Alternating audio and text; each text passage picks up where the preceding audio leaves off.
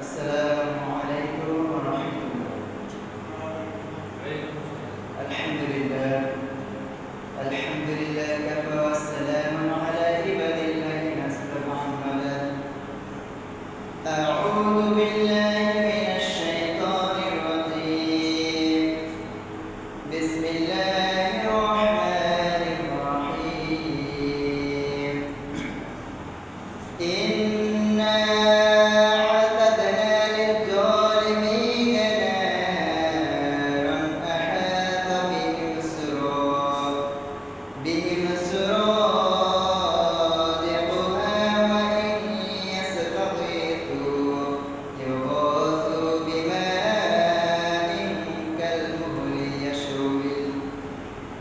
كالمهل يشوي الوجوه بئس الشراب وساءت مرتفقا। আলহামদুলিল্লাহ, সমস্ত প্রশংসা সে রব্বুল আলামিনের প্রতি, যে রব্বুল আলামিন জুমাতুল আউয়ালের তৃতীয় জুমাতে আল্লাহ আমাদেরকে হাজির হওয়ার তৌফিক দান করেছে। সে রব্বুল আলামিনের প্রতি আমরা শুকরিয়া আদায় করি, বলেন আলহামদুলিল্লাহ। আমরা আবারও শুকরিয়া আদায় করি যে রব্বুল আলামিন আমাদেরকে দীর্ঘ এক সপ্তাহ পরে আবার এই পবিত্র জুমাতে হাজির হওয়ার তৌফিক দান করেছেন।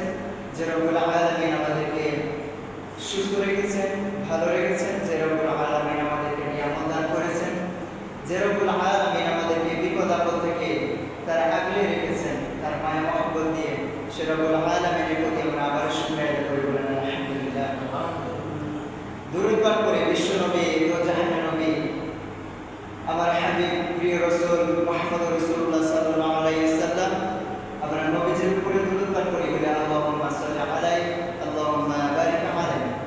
সম্মানিত দিনী ভাই, আজকে যে বিষয়টি নিয়ে আলোচনা করব, এটা আজকে সমাজ এবং রাষ্ট্র এবং আমাদের প্রতিটি মানুষের জন্য গুরুত্বপূর্ণ বিষয়টি নিয়ে আলোচনা করব ইনশাআল্লাহ। আল্লাহ পাক আমাকে বলার এবং আপনাদেরকে শোনার তৌফিক দান করেন, সকলে আমিন। বিষয়টি হলো জুলুম, অত্যাচার। আমাদের জুলুম অত্যাচার বিষয়টুকু আমাদের জানা দরকার আছে। আসলে জুলুম কোনটা আর অত্যাচার কোনটা, ঠিক কিনা বলুন? আজকে যদি আমি বলতে চাই যে সমাজ ক্ষেত্রে শুধু না, রাষ্ট্রভিত্তিক শুধু, প্রতি জায়গায় যেভাবে অত্যাচার এবং যেভাবে জুলুম নির্যাতন হচ্ছে, সেক্ষেত্রে কিন্তু মুসলিম জাতিরা খুব শীঘ্রই ধ্বংস হয়ে যাবে, ঠিক কিনা বলুন? মুসলিম জাতিরা সব সাথে কি শীঘ্রই কি হয়ে যাবে? ধ্বংস হয়ে যাবে। তো তার মধ্যে ইসলামকে ধ্বংস করার জন্য এবং মুসলিমদেরকে ধ্বংস করার জন্য এক ধরনের যে পরিকল্পনা, যে ষড়যন্ত্র চলতেছে, এই পরিকল্পনা ষড়যন্ত্রটার নাম হলো, এক ধরনের এই সংগঠনের নাম হলো ইসকন। এটা আমরা এই সংগঠনের নাম আমাদের বাংলাদেশে কিছু কিছু ধরেন যে গ্রাম ভিত্তিক, যদি সমাজ ভিত্তিক বলতে চাই, তাহলে কিছু কিছু মানুষ আমরা জানি এই এমন একটা সংগঠন, যে সংগঠনটা পুরো মুসলিম জাতিকে, উম্মাহকে ধ্বংস করার জন্য তারা এমন ষড়যন্ত্র করতেছে যে যতদিন পর্যন্ত ইসলাম বাংলাদেশে থাকবে, ততদিন এই সংগঠন যদি পদত্যাগ না করে এবং এই সংগঠন থেকে বিদায় যদি না করা হয়, তাহলে ইসলাম খুব শীঘ্রই আমাদের বাংলাদেশ থেকে উঠে চলে যাবে। এমন ধরনের একটা জুলুম অত্যাচার শুরু হয়েছে আমাদের মুসলিম জাতিদের উপর। আসেন এই বিষয় নিয়ে কোরআন এবং হাদিস থেকে আমরা আলোচনা শুনব। আল্লাহ পাক আমাদেরকে শোনার এবং বুঝার তৌফিক দান করেন, সকলে আমিন। সর্বপ্রথম এখানে হাদিসে বলছে যে জুলুম শব্দের অর্থ হলো অন্ধকার, অত্যাচার এবং নিপীড়ন ইত্যাদি। আর ইসলামী পরিভাষায় কারো প্রতি অনাথায়ী জুলুম অত্যাচার করা, এটা হলো কবিরা গুনাহ এবং মারাত্মক গুনাহ। কবিরা এবং মারাত্মক গুনাহ। তবে আমাদের মুসলিম জাতিদের ভিতরে যেরকম জুলুম অত্যাচার চলতেছে এবং মুসলিম জাতিদেরকে ধ্বংস করার জন্য কিছু কিছু সংগঠন আছে যেগুলা আমাদেরকে, ইসলামদেরকে ধ্বংস করে দিচ্ছে। আর এই ষড়যন্ত্র আর এই পরিকল্পনার ফাঁদে আমাদের মুসলিম অনেক মা বোন থেকে শুরু করে অনেক ভাইরাও এই ফাঁদে পড়ে গেছে। এমন ফাঁদে পড়ে গেছে যে তাদেরকে এমনভাবে তৈরি করছে বা এমনভাবে তাদেরকে পদক্ষেপ নেওয়া হয়েছে যে তারা জীবন চলে যদি যায়, তারপরও তারা কখনো ওই ধরনের সংগঠনের বিপক্ষে দাঁড়াবে। বুঝতে পারছেন কথা? এই জুলুম অত্যাচারের কারণে কিন্তু ইসলাম আজকে জাগ্রত হচ্ছে না। দেখেন, আল্লাহ যদি কবুল করে ফেলে আর এটা যদি প্রতিটি মানুষ প্রতিবাদ করে, এমনকি এই কাজে যদি প্রতিটি মানুষ সহযোগিতা করে, তাহলে ইনশাআল্লাহ আল্লাহর রহমতে অবশ্যই একদিন ইসলাম এই বাংলাদেশে কায়েম হবে। ঠিক না বলেন? তো আসেন, এখানে একটা হাদিসে স্পষ্টভাবে নবীজি কি বলছেন সহিহ মুসলিমে, যে বলছেন যে হযরত জাবির ইবনে আব্দুল্লাহ রাদিয়াল্লাহু তাআলা থেকে উল্লেখ আছে যে নবী করিম সাল্লাল্লাহু আলাইহি ওয়াসাল্লাম বলেন যে ইত্তাকুল যুলমা ফা ইন্না যুলমাতুল ইয়াউমাল কিয়ামাহ। আল্লাহ নবীজি বলেন যে তোমরা জুলুম অত্যাচার থেকে বেঁচে থাকো। সুবহানাল্লাহ। আল্লাহ নবীজি বলেন কি জুলুম অত্যাচার থেকে কি বেঁচে থাকো। তো আমরা কিন্তু জুলুম অত্যাচার থেকে বেঁচে থাকা তো দূরের কথা, বরং কি আমরা জুলুম অত্যাচারের ভিতরে পড়ে আছি।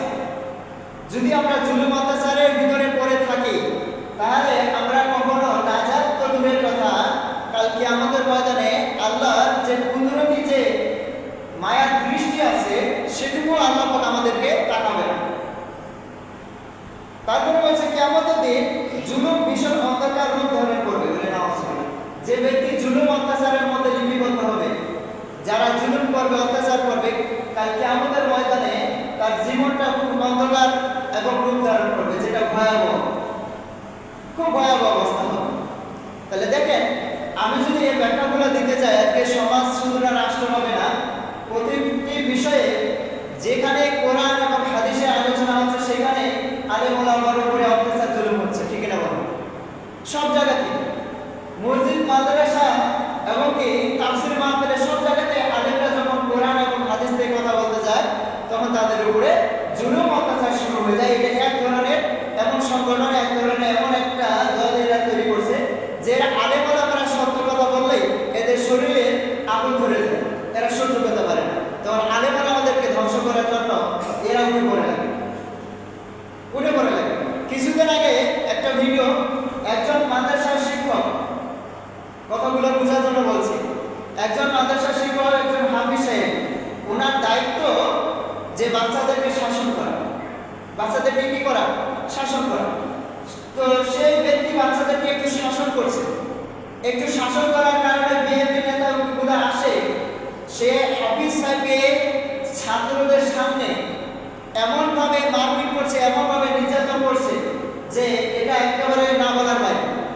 কত আফসোসের বিষয়। তাহলে দেখেন, এটা যদি আমি বলতে চাই যে এটা কি শুধু খালি আলেম ওলামাদের দায়িত্ব আছে যে প্রতিবাদ করার, না সাধারণ মানুষের দায়িত্ব আছে? সাধারণ মানুষের কি দায়িত্ব আছে, কর্তব্য আছে। যদি আমরা এই দায়িত্বটুকু কর্তব্য না পালন করতে পারি, তাহলে কাল কিয়ামতের ময়দানে প্রতিটি মানুষকে ধরা খেতে হবে আর এর জবাবদিহি করতে হবে, কেউ রেহাই পাবো না। আমরা যদি বলি যে আল্লাহ আমরা সামরিক করার চেষ্টা করছি, তো আমরা কিভাবে কি করব? উর্জুহাত দিয়ে কোনো কাম হবে না।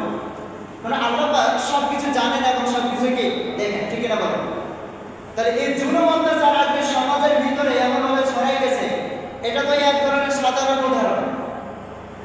একজন বক্তা যখন স্টেজে উঠে যখন কোরআন হাদিস থেকে আলোচনা করে, তখন বিএনপি নেতারা এই সংগঠনটা এমনভাবে অত্যাচার শুরু করছে যে আলেমের উপরে তখনই পদক্ষেপ নিচ্ছে এবং তখনই একজন বক্তার উপরে হামলা শুরু করে দিচ্ছে। মানে নামাজ ভয়াবহ একটা অবস্থা। আর আল্লাহ নবীজি এই হাদিস থেকে মুসলিমে বলা, সহিহ মুসলিমে আল্লাহ নবীজি বলেন যে তোমরা জুলুম অত্যাচার থেকে বেঁচে থাকো। তো এখন কথা হলো যে বিএনপি করে যে আপনার জামাত ইসলামী করে যে ওদের দল করবে, এরা কি মুসলিম কিনা? এরা কি মুসলমান কিনা? মুসলমান। তাহলে এরা যদি মুসলমান হয়, তাহলে আরেক মুসলমান ভাইয়ের উপরে অত্যাচার করা এটা কি মারাত্মক কবিরা গুনাহ কিনা? আমার কথাগুলো বোঝার চেষ্টা করেন। মারাত্মক কবিরা গুনাহ এবং মারাত্মক ভয়ানক একটা গুনাহ, যেটা কাল কিয়ামতের ময়দানে এই ব্যক্তিরা অবশ্যই মধ্যে পড়ে যাবে।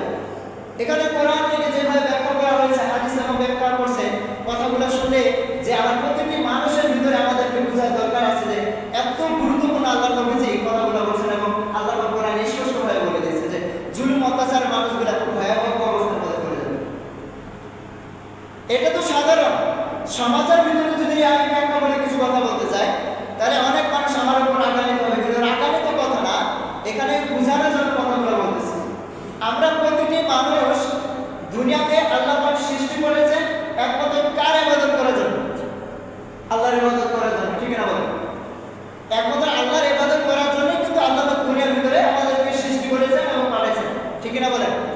না অন্য কারো ইবাদত করার জন্য?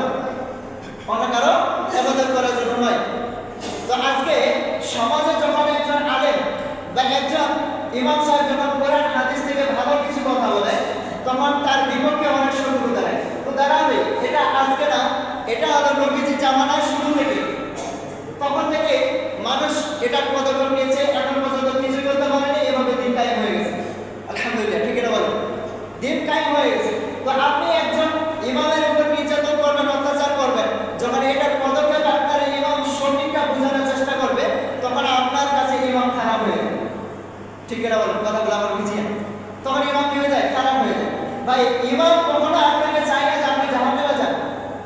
আপনাকে সঠিক রাস্তাটা দেখানোর জন্যই কিন্তু একজন খাদেম, একজন ইমামের দায়িত্ব আপনাকে বোঝানোর, আপনাকে সঠিক রাস্তাটা দেখানোর। উনি যখন সঠিক রাস্তাটা আপনাকে দেখাচ্ছে, আপনাকে বোঝাচ্ছে, তখন ইমাম খারাপ হয়ে যাচ্ছে। তখন ইমামকে এর উপরে শত্রুতা এমনভাবে শুরু হয়েছে যে ইমামকে যতদিন এখানে থাকবে ততদিন ইমামের উপর শত্রুতা করতে আছে, যতদিন ইমাম না বাইরে ততদিন তার পিছনে লেগে আছে। বলে না, এটা মারাত্মক গুনাহ। আমি আপনাদেরকে কথা বলতেছি মন খারাপের জন্য না। যখন একজন ব্যক্তি এর পদক্ষেপ যেরকমভাবে অত্যাচার, আপনি ধরেন যে আজকে আপনি সামনাসামনি তাকে অত্যাচার করছেন, নির্যাতন করছেন না, কিন্তু পিছনে ঠিকই তার অত্যাচার নির্যাতন করতেছেন, যেটা ওই ব্যক্তিটা যখন শোনার পর তার তখনই কতটা কষ্ট বোধ হয়, সেটা ওই ব্যক্তি জানে আর আল্লাহ জানে। এটা মারাত্মক একটা অত্যাচার জন্য আল্লাহ নবীজি আমাদেরকে স্পষ্টভাবে প্রমাণ করে দিয়েছেন এবং কি বোঝানোর জন্য বলছে যে তোমরা জুলুম অত্যাচার থেকে বেঁচে থাকো। আজকে আমরা জুলুম অত্যাচারের মধ্যে লিপ্ত হয়ে আছি। এই কাজ থেকে যদি আমরা বেঁচে না আসতে পারি, তাহলে আমাদের ইবাদত কখনো কবুল হবে না, আর ইবাদত আল্লাহর কাছে গ্রহণযোগ্য হবে না। আল্লাহ আমাদেরকে বোঝার তৌফিক দান করুন, আমিন। এবার একটা হাদিস নিয়ে আমি কথা বলবো।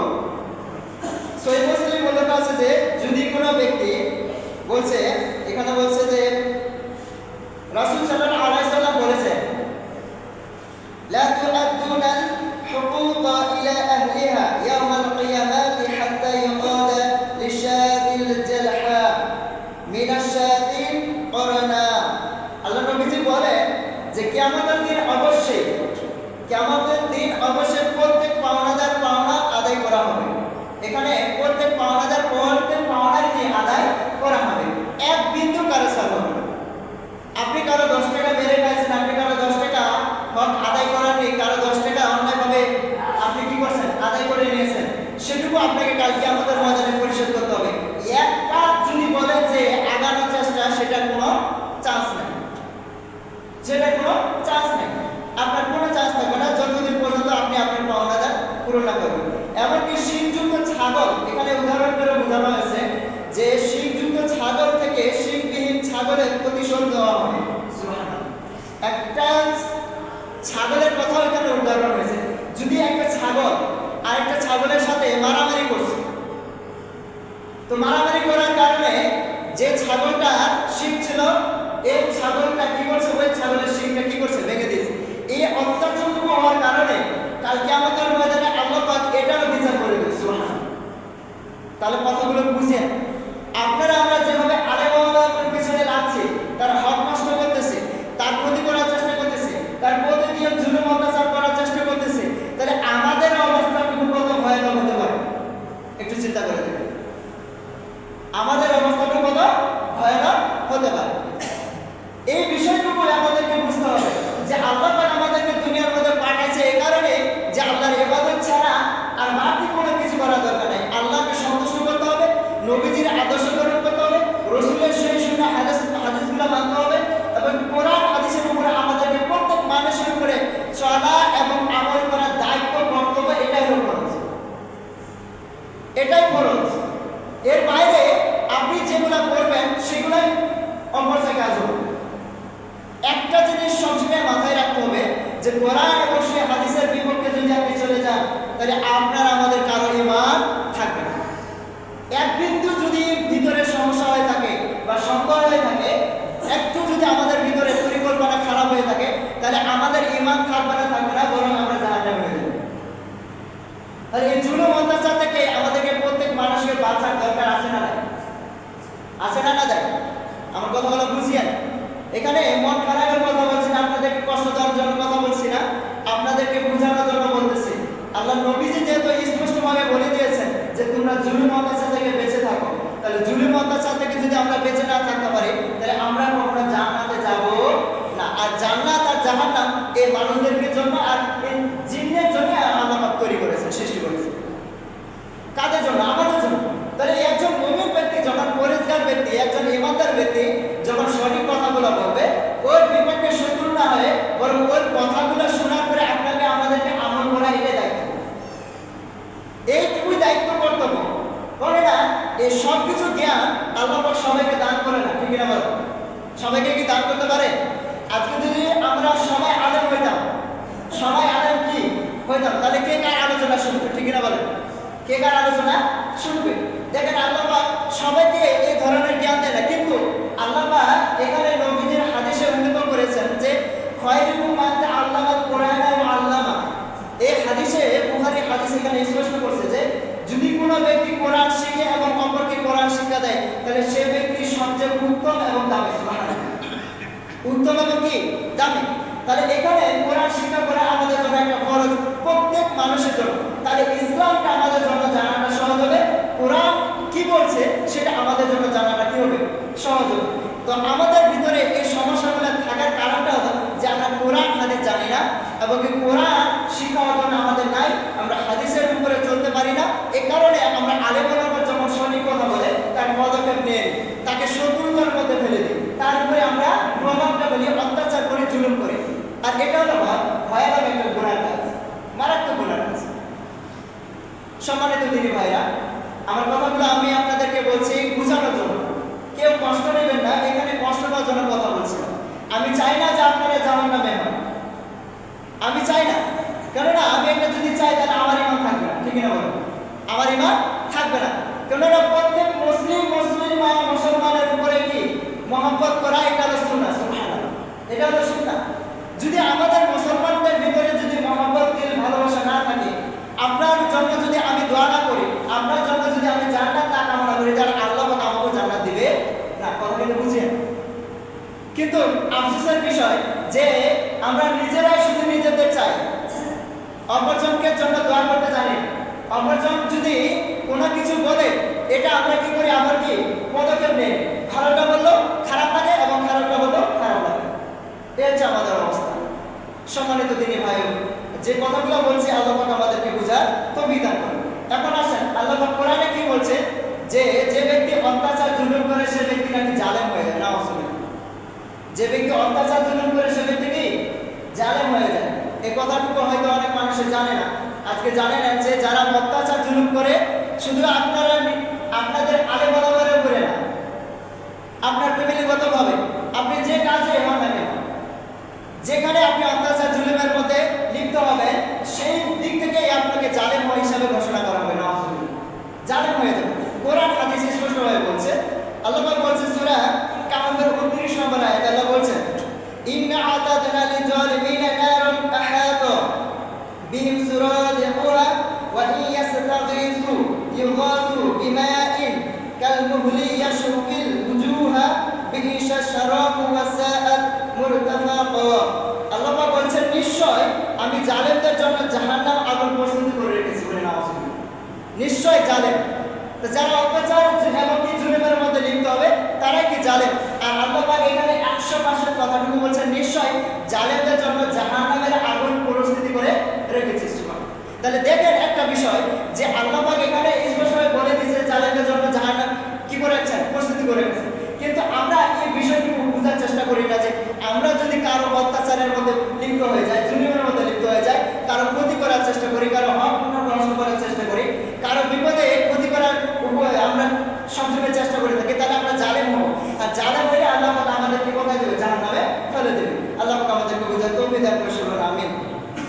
তারপর বলছে যদি তারা পানি চায়, এখানে বলছে যে জালেমরা যখন জাহান্নামে লিপ্ত হবে, যখন জাহান্নামে তাদেরকে ফেলে দেওয়া হবে, তখন যদি তারা পানি চায় তাদেরকে কি দেওয়া হবে? বলছে তবে তাদেরকে দেওয়া হবে এমন পানি যা গলিত ধাতুর মতো। নাউজুবিল্লাহ, গলিত কি ধাতু, যেটা মানুষ পান করলে তার শরীরটা এই আগুনের সাথে ঝলসে পড়ে যাবে। নাউজুবিল্লাহ। জালেমদেরকে যখন জাহান্নামে ফেলে দেওয়া এই জাহান্নামের আগুন যখন তাদের চতুর্দিকে ঘিরে নেবে, ঘিরে নেওয়ার পরে তখন তারা পানি পানি পানি করে চিৎকার করবে। আর পানি পানি যখন চিৎকার করবে তখন তাকে এমন ধরনের ধাতু গলিত একটা পানি পান করানো হবে যে পানিটা মানুষ পান করার সাথে সাথে তার শরীরে যত বস্তু আছে সব কিছুই এই ধাতুর সাথে গলে বাইরে হয়ে যাবে। কত গুরুত্বপূর্ণ একটা কথা। এটা কাদের জন্য? আমরা যারা জালেমদের অত্যাচারের মধ্যে লিপ্ত হবে তাদের জন্য এই অবস্থা হবে। তাহলে ইবাদত করতে হবে আমাদেরকে গুরুত্ব সহকারে, যেন ভুল করো যেন আমরা অত্যাচারের দিকে জালেমদের দিকে যেন না যেতে পারি। আল্লাহ পাক আমাদেরকে বুঝার তৌফিক দান করুন, আমিন। তারপর বলছে আল্লাহ পাক বলছে যে জালেমদের ব্যাপারে সব কিছু খবর রাখেন। সুবহানাল্লাহ। যারা জালেম তাদের জন্য আল্লাহ পাক কি রাখেন? সব কিছু কি রাখেন? খবর রাখেন। এই আয়াতে কি বলছে? সূরা ইব্রাহিম 42-43 নম্বর আয়াতে বলছেন, ওয়ালা তাহসাবান্নাল্লাহা গাফিলান আম্মা ইয়া'মালু যালিমুনা ইন্নামা ইউআখিরুহুম লিয়াউমিন তাশখাদু খাসু ফীহি আল-আবসার মুহতিঈনা মুqni'ী রুউসিহিম লা ইয়ারতাদ্দু ইলাইহিম তারফুহুম ওয়া আফঈদাতুহুম ওয়া হাওয়াউন। আল্লাহ পাক বলছেন যে আর জালেমরা যা করেছে আল্লাহকে তুমি সে বিষয়ে মোটেই গাফিল মনে করো না। যারা যা কিছু করছে, আমরা অনেকজনে মনে করি আল্লাহ মনে করছে এটা ভুলে গেছে। এটা যারা এই ধরনের চিন্তা ভাবনা করে গাফিল মনে করে ভুলে গেছে, তো সেই ব্যক্তিদের কি বলছে আল্লাহ তো তাদের অবকাশ দিচ্ছেন মাত্র কয়েকদিনের জন্য তাদেরকে কি দিচ্ছেন? অবকাশ দিচ্ছেন। ওই দিন পর্যন্ত যেদিন এই চোখ পলকহীন তাকিয়ে থাকবে, যেদিন কিয়ামতের ময়দানে আমাদের চোখগুলা আকাশের দিকে তাকিয়ে থাকবে, নিচের দিকে তাকানোর কোনো একদম চান্স থাকবে না, সেদিন আমরা বুঝতে পারবো যে আমাদের কতটা ভয়ানক আজকে অবস্থা শুরু হয়েছে। সেদিন আমরা বুঝতে পারবো। তারপরে বলছে যে তারা মাথা তুলে দৌড়াতে থাকবে এবং তাদের দৃষ্টি নিজেদের দিকে ফিরবে না এবং তাদের অন্তর হবে শূন্য। তাদের অন্তর হবে কি? শূন্য। আমরা কাল কিয়ামতের ময়দানে আমরা যে হাসরের ময়দান আছে, কিয়ামতের যে মাঠ আছে, এই কিয়ামতের মাঠে, এই হাসরের মাঠে আমাদের চক্ষুটুকু আমাদের শরীরের নিচে কি আছে এটা দেখার আমাদের কোনো চান্সই থাকবে না। এমনকি আমাদের চক্ষু উপরের দিকে থাকবে, এমনকি আমরা নিজেরা এমনভাবে দৌড়াতে থাকবো যে আজকে কি যেন হয়ে গেল। দৌড়াতে থাকবো কিয়ামতের মাঠে, হাসরের ময়দানে এমন দৌড়াতে থাকবো যে কোনো পরিকল্পনায় আমাদের কোনো কাজ করবে না, কিছুই কাজ করবে না। তাহলে এই সূরা থেকে স্পষ্টভাবে বলছে যে যে ব্যক্তিরা জালেম হয়ে যায় সে ব্যক্তিরা মনে করে আল্লাহ এই বিষয় নিয়ে গাফিল হয়ে আছে, ভুলে গেছে, কিন্তু পরবর্তীতে আল্লাহ তাদেরকে কি করে দেবে না। যারা এই ধরনের কাজটুকু করবে ওই ব্যক্তি কাল কিয়ামতের ময়দানে সবচেয়ে ভয়ানক অবস্থার মধ্যে রূপ ধারণ করবে। আর তাদের অবস্থাটুকু এমন হবে যে জাহান্নামের বিশিষ্ট ছাড়া আর কোনো অবস্থা থাকবে না। তাহলে আমাদেরকে এই বিষয়টুকু নিয়ে বোঝার তৌফিক দান করবেন, আমিন।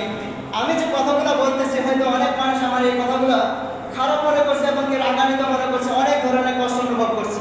দেখেন সম্মানিত ভাইরা, আমি আপনাদেরকে বলতে চাই যে অত্যাচার জুলুম মারাত্মক একটা কবিরা গুনাহ। আর এই মারাত্মক গুনাহ থেকে আমাদের প্রত্যেক মানুষকে বাঁচার দায়িত্ব, কর্তব্য।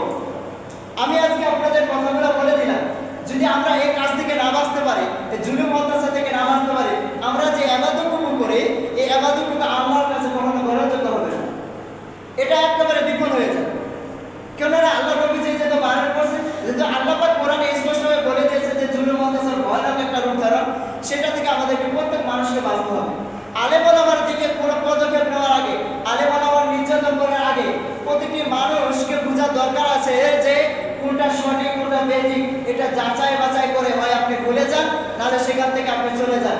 ভুল করে কখনো এই ধরনের জুলুম অত্যাচারের দিকে যাবেন। যদি চলে যায় তাহলে প্রত্যেক মানুষের আমল আমাদের নষ্ট হয়ে যাবে। আল্লাহ পাক আমাদেরকে বোঝার তৌফিক দান করুন, আমিন। আমি যে কথাগুলো বলতেছি কোরআন হাদিস থেকে কথাগুলো বলছি, আল্লাহ পাক আমাদেরকে এই সম্পূর্ণ কথাগুলো বুঝার এবং আমল করার তৌফিক দান করুন, আমিন। যে কথাগুলো বলছি জুলুম অত্যাচার থেকে প্রতিটি মানুষকে বাঁচান এবং এই কাজ থেকে ফেরত আনার জন্য আল্লাহ পাক তৌফিক দান করুন, আমিন। আল্লাহ পাক আমাদেরকে পরিপূর্ণ ইবাদত করার জন্য তৌফিক দান করুন, আমিন। আল্লাহ পাক যেন আমাদেরকে দুনিয়া থেকে বিদায় করার আগে যেন খাঁটি মুমিন না হয়ে বিদায় না নেয়, সবাই বলেন আমিন। সুবহানাকাল্লাহুম্মা ওয়া বিহামদিকা আশহাদু আল্লা